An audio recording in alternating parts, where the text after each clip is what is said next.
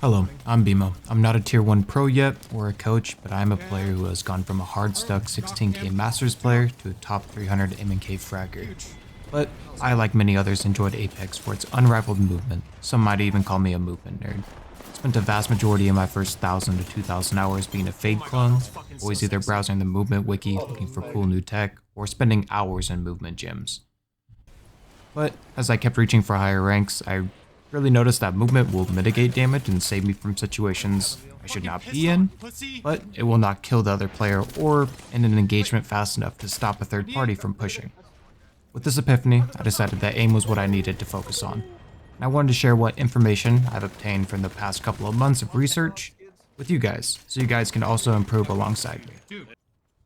Let's break this down into 5 sections. First step to improving is going to be dedication. You have to be willing to treat training like sport. The best basketball players in the world don't just show up to games with zero practice expecting to play at their full potential.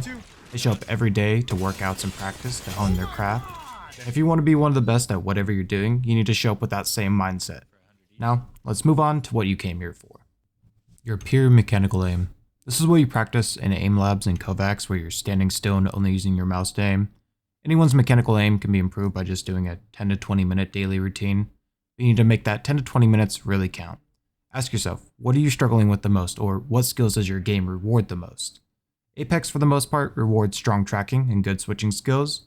I would also recommend working on your smoothness while tracking. This is where I saw the most improvement the fastest. I personally play the Apex Voltaic playlist on Aim Labs. This playlist has scenarios very focused on good fundamentals for Apex-based situations, with a large emphasis on tracking. I will usually run this playlist before I hop into games to get warmed up. Obviously, this can be extended to an hour or two of training, but at a certain point, too much aim training will not be beneficial, or may even hurt your aim maxing career. If you're looking for a solid routine to improve your tracking in Kovacs, I would check out Aimer7's guide, which I will leave a link in the description. Tension management is where a lot of players have issues, including myself. Stop death gripping your mouse. Also, tension while aiming can actually hurt your micro adjustments by a marginal percent because of muscle lockout. This lockout is caused when you're in intense gunfights and your body tenses up, resulting in your wrist and arm muscles locking out, only being able to move half as slow and cutting your range of motion in half. When taking engagements, relax. Tensing up your body will only make you whiff. Recoil smoothing. You don't need scripts to control recoil. Recoil smoothing is a mechanic inside of Apex which removes recoil as you strafe left and right.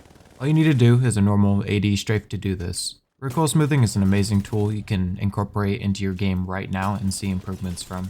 As an advanced tip, each gun has its own strafe pattern to have absolutely zero recoil. I would check out apexrecoilstrafing.com.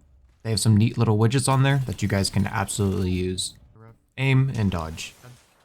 Aim is broken down into perception, comprehension, and prediction. But let's talk about the dodge part. Dodge is moving in an unpredictable way to break the enemy's aim. This is going to be tricky in a BR for the most part, because you are not in a 1v1. You have a vast range of different skill levels in the pool of players that you could fight. But this also works in your favor, because your enemy should have no previous altercations that they can rely on to predict what dodge you may attempt. Some of the most effective strafes across all levels are a short AD strafe into a long strafe. I found that the long strafe is even stronger if you can get your enemy to rotate, giving you more time before the enemy gets their crosshair onto you. As full maxing puts it, it's X over 90. Apex is a movement game at its core though. There's many different strafes at different speeds that can be utilized at different times. I like to think of my strafes in 2 separate categories. There are damage mitigating strafes, like a Yuki strafe or a Neo strafe, where the main purpose of the strafe is to get the other player to miss. I generally only use these strafes when running or when I know a fight is already won, because generally you will miss more while performing these.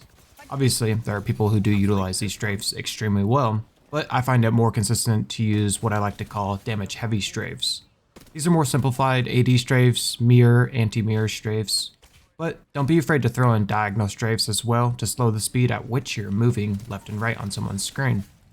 Change of speed is used throughout many sports, and I was actually taught by an overseas basketball player how to use change of speed in basketball. Now, I can list off every strafe possible, but in reality, staying unpredictable is the best strafe. Now, let's talk about aim. Anticipation. When a player goes into a long strafe, you should be able to anticipate where the player will be heading for the next couple of frames. This is where the perception, comprehension, and prediction come into play. Perception is using the visual information on your screen to give you a good target picture. If you're seeing a blur movement on your screen while someone is doing quick strafes, you have a perception issue. To fix this, you need to focus on your target more, not assume where they're going to be next. Comprehension is using the visual information you've been given about your enemy to create, as Devin D TV puts it, a model for your target's movement. For example, a short 80 strafe may look like it's moving at the speed of light, but with a little bit of training and being able to recognize the pattern of strafe, it becomes just as simple to track as a strafe from left to right. Prediction is the final part of the equation. Now, prediction is more of a feeling or something you will start to pick up more when you try and read other players, but it is the action of anticipating where or how your enemy will be moving, given the information you have gathered from your perception and comprehension skills. If you whiff, restart. Start with perception. Could you not get a good sight picture of your target?